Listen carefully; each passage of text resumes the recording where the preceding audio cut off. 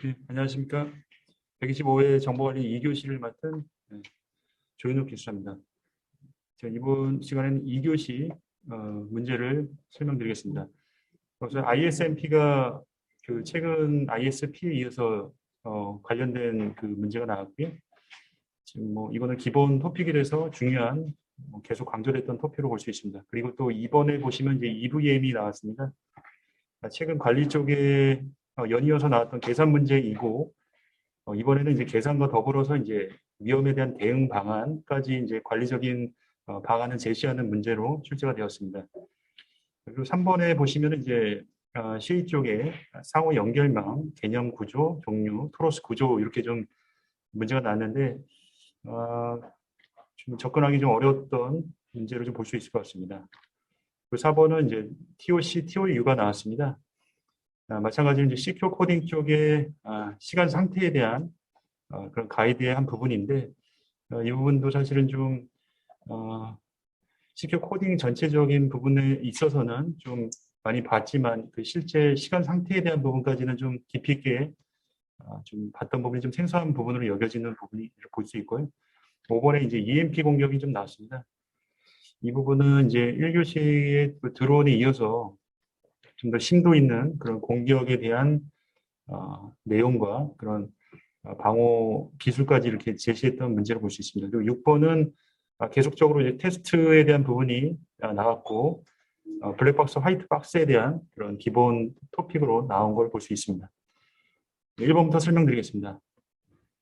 예, ISMP 방법 없는 체계 정보 시스템 구축 사업 이행 방안 수립 절차입니다.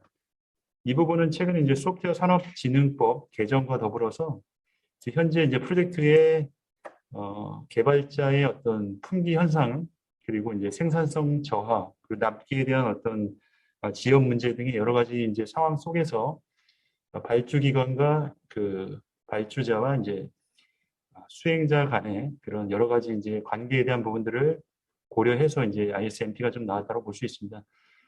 이제 이 ISMP에 대한 그 일단락에는 ISMP가 실제 위치해 있는 발주 프로세스에서의 위치해 있는 어떤 ISP EA와의 그, 그 프로젝트 RFP 수행 계획의 중간 접점에 있다는 것들을 좀 포지셔닝해서 ISMP가 어떠한 목적으로 대두되고 있는지를 좀 프로젝트 환경과 실제 ISP 이후에 프로젝트 수행 계획을 위한 어떤 요건의 구체화, 뭐 심지어 FP까지도 구체화시킬 수 있는 그런 단위의 구체화에 대한 그런 개념을 좀 적어주시면 될 것 같고요. 본단락에 이제 그 ISMP 방법론 체계를 적어주시면 될 것 같습니다. 이 부분은 사실 뭐 ISP는 좀 익숙하지만 ISMP는 좀 익숙하지 않은 토픽으로 볼 수 있지만 그래도 이제 체계에 대한 부분이기 때문에 실제 에즈이지에 대한 어떤 실제 구성들 그리고 정보 시스템 이제 투비에 대한 실제 요건들과 구조적 목표에 대한 요건들을 실제 기능적으로 또 비기능적으로 도출을 해주시면 될 것 같고요. 최종적으로 이제 정보 시스템 구축 사업에 대한 RFP를 이제 내는 그런 이행 방안에 대해서 이제 수립을 함으로써 최종적인 ISMP에 대한 체계가 수립이 되는 것들을 볼 수 있습니다. 그리고 이제 추가적으로 이행 방안 수립 절차 선출물을 물어본 부분이 이 마지막 체계의 마지막 절차에 있는 해당하는 이 이행 방안 수립이기 때문에 그 이행 방안 수립에 해당하는 부분을 액티비티와 타스크 그리고 아웃풋을 통해서 3단락에 적어주시면 될 것 같습니다.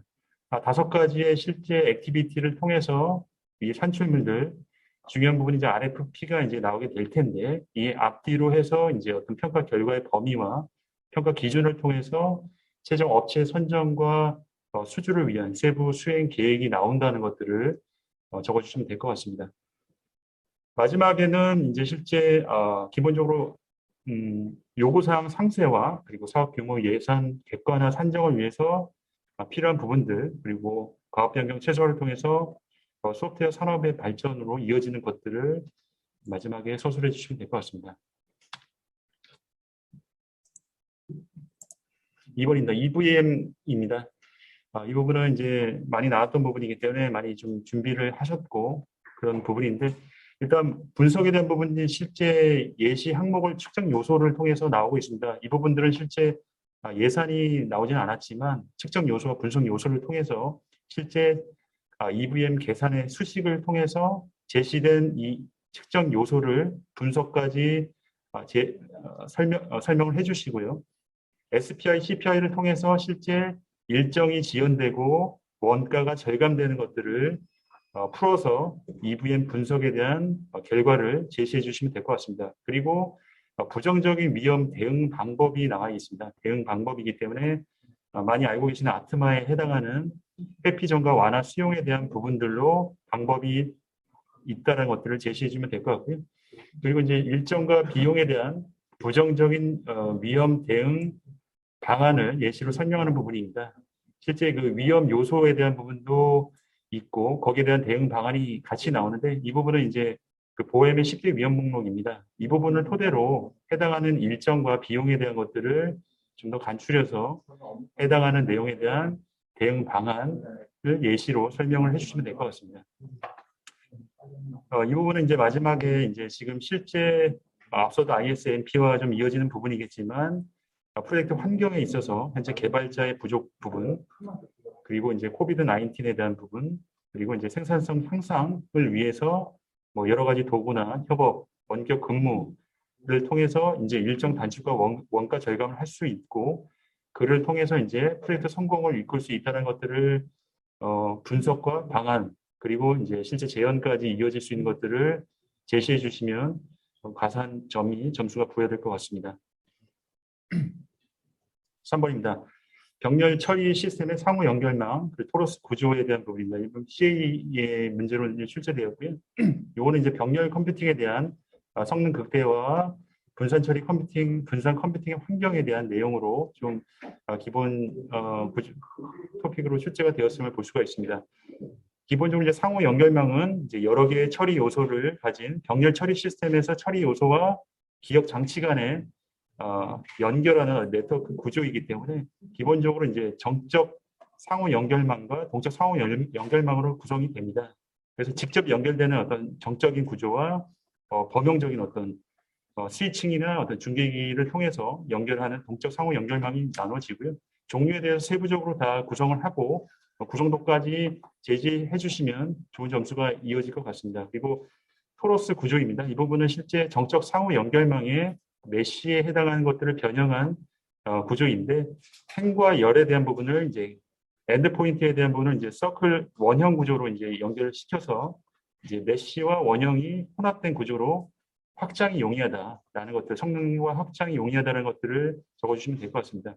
이 부분은 이제 병렬 컴퓨팅에 대한 부분으로 최근에 이제 뭐 GPGPU나 이런 고성능 컴퓨팅에 대한 부분으로 인공지능 그리고 대량의 빅데이터에 대한 기반 처리로 제시하는 그런 것들을 특징으로 써서 사단락을 이어주셔도 좋을 것 같습니다. 4번입니다. 검사 시점, 사용 시점, TOC, TOU에 대한 부분입니다. 이 부분은 지금 소프트웨어 개발 보안 가이드의 시큐어 코딩 가이드, 개발 코딩 단계의 시큐어 코딩 가이드의 한 부분으로서 시간 및 상태에 대한 그 단계의 시큐어 코딩 가이드에 대한 내용으로 볼 수가 있습니다. 이 부분은 이제 지금 어플리케이션 계층 보호와 취약점에 대한 침해 사고 대응 부분으로 좀 이해를 하시면 될 것 같고요. 기본적으로 이제 그 멀티 프로세싱에 대한 프로세스별로 자원을 읽는 시점과 이렇게 그 검사하는 시점에 대한 시간차가 나오기 때문에 차이가 난다는 그런 문제 상황에 대해서 좀 설명을 해주시면 될 것 같고요. 보안 대책으로는 이제 싱크로나이즈드 뮤텍스를 통해서 실제 차이 나는 그 시점에 대한 부분을 동기화시키고 락킹을 통해서 실제 해당하는 부분이 한 시점에 한 자원만을 읽도록 하는 그런 락킹을 통해서 동기화하는 그런 대책으로 사용하시면 될 것 같습니다. 이번에 실제 코딩에 대한 실제 해결 방안이 나왔는데 현재 이쪽에서 하는 부분을 동기화를 통해서 구문을 읽고 접근 제한을 공유 자원에 대한 접근 제한을 함으로써 차이의 발생을 줄일 수 있는 그런 보안 해결 방안으로 좀 제시하시면 될 것 같습니다. 그리고 이제 모바일 증가에 따른 어떤 환경과 서비스 플랫폼 특성을 고려해서 보안 시큐어 코딩에 대한 점검과 관리 대응에 대해서 마지막으로 제언을 해주시면 좋을 것 같습니다. 5번입니다. EMP 공격입니다. 이 부분은 지금 드론에도 이어지는 부분일 수가 있고요. 지금 전자기파 이용에 대한 통신, 전자파 공격, 그리고 드론과 무인 항공기기에 대한 여러 가지 이제 EMP, 전자기파에 대한 공격 이슈로 실제 배경을 보시면 될 것 같습니다.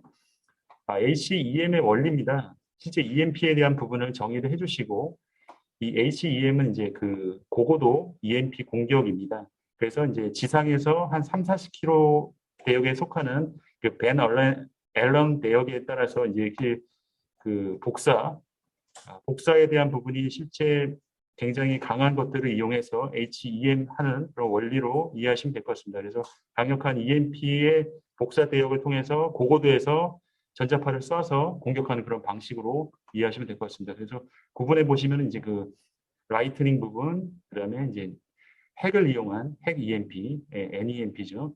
그다음에 이제 넌 뉴클리어 EMP 이렇게 세 가지 정도로 구성이 되어 있고요.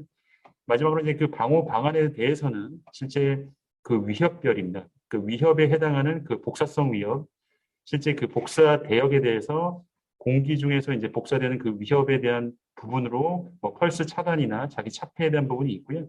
그다음에 실제 직접적으로 전도가 되는 맞닥뜨려가지고 전도가 돼서 그 전자기파를 파괴하는 전자기기를 파괴하는 이런 통신선로 과전류에 대한 차단, 정전 차폐에 대한 부분으로 이 케이블 보호에 대한 것들을 차단시킬 수 있다는 것들을 설명해 주시면 될 것 같습니다.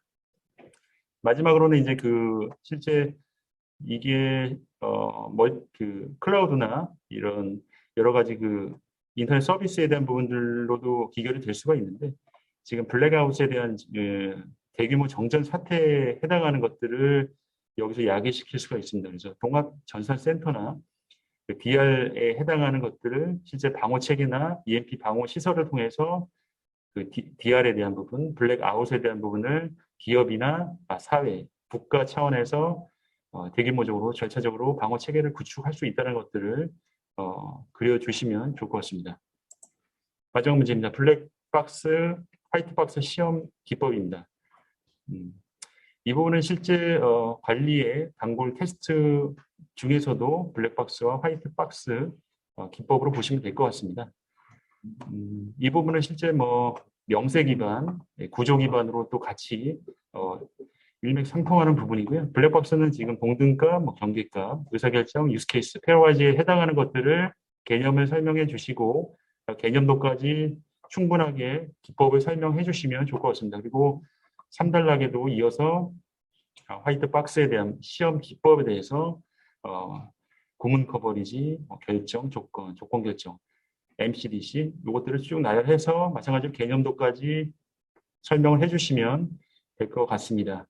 그래서 마지막으로는 실제 블랙박스, 화이트박스 시험을 비교하거나 추가적으로 이제 세 가지 유형이죠. 경험 기반, 구조, 명세 기반에 해당하는 경험 기반에 대한 그 테스팅을 좀 더 보강해서 설명을 해주신다거나 아니면 테스트 전략에 대한 차원에서 테스트 기법과 전문가, 제3자 테스트, 자동화 도구, 테스트 인증에 해당하는 것들을 역할별로 구성해서 성공적인 테스트 전략을 통해서 품질을 높이고 성공적인 프로젝트를 이끌 수 있다는 것들을 마지막에 제언을 해주시면 블랙박스, 화이트박스의 시험 기법과 더불어서 좋은 테스트를 통하여 마지막까지 이어질 수 있다는 것들을 제언해 주시면 고득점이 이어질 것으로 생각이 됩니다.